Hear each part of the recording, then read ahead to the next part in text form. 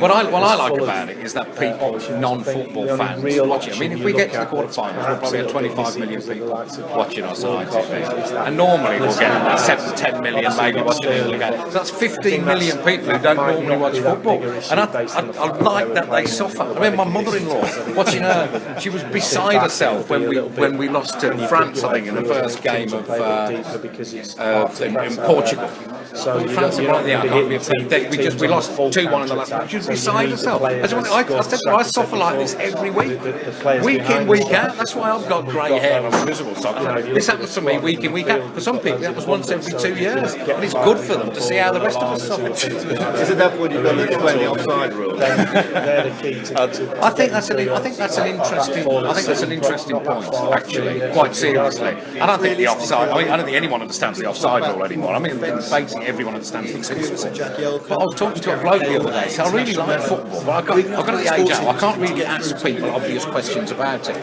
He said, what does aggregate mean? Now, I know that sounds ridiculous to us, but I think in a way you've got to bear in mind you've got that audience there.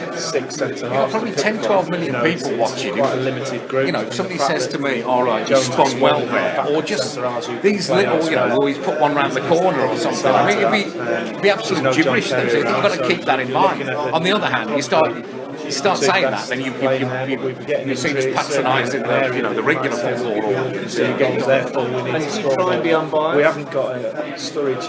Well, not with England. No, with England. I think you're entitled. I think if I start saying through to England in the third person, start saying it's ridiculous. Been on fire. I mean, my problem with Croatia really as well, because my mum's Croatian, so I've had some great times following them about it.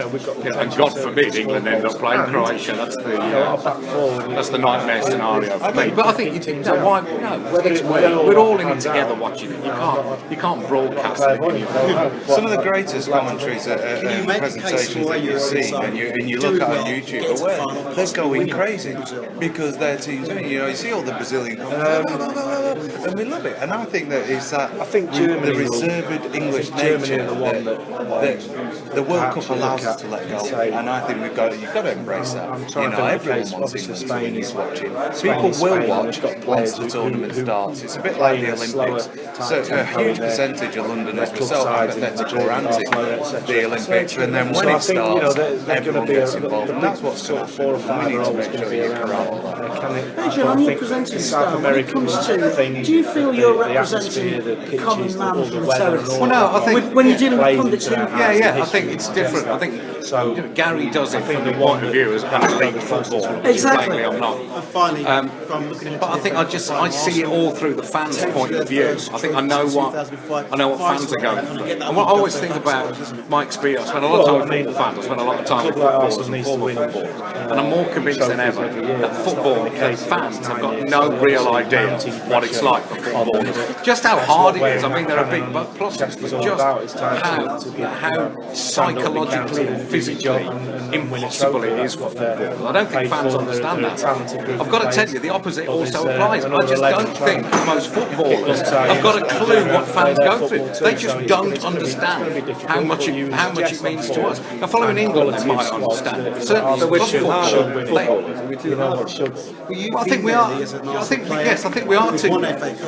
Yeah, I don't know about too hard on footballers because you're up there, you take it. I get a lot of stick as a presenter, but that's what you paid the big bucks for, I suppose. You've got to, the fear of failure constantly staring at them down the whole time. I mean, what other form of work do you go on? You get, abused by the opposition fans, abused by your own fans, abused physically by the opposition on the pitch, and probably, they're unpleasant to each other on the same team as far as I can see. I mean, Schadenfreude is how they operate. So, I see a lot of abuse against you on Twitter.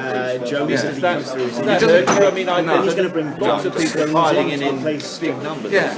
Well, I think that's what tends to happen on Twitter. I don't tweet. I don't really read it. I hear bits and pieces come to it. I don't really give it a lot of credence. So It doesn't bother you at all. No, I mean, Yes, could have done it, couldn't he, if he was looking for... Well, you know, you can't sort of feeds off itself. I think. I mean, I don't you tweet pick at all. I just don't get why anyone does. To me, it's like giving my own phone number out to everyone and say, "Come on, tell me what you think." You know, I'm still here, so I must be doing something right. You know, feedback going round and back is, is as good as it can be, I suppose. You enjoy doing it. Everyone seems reasonably happy. Always have what you want somewhere in the squad. What are you supposed to do? Read it, and then you never get out of bed in the morning if you read everything about Twitter. That is a concern.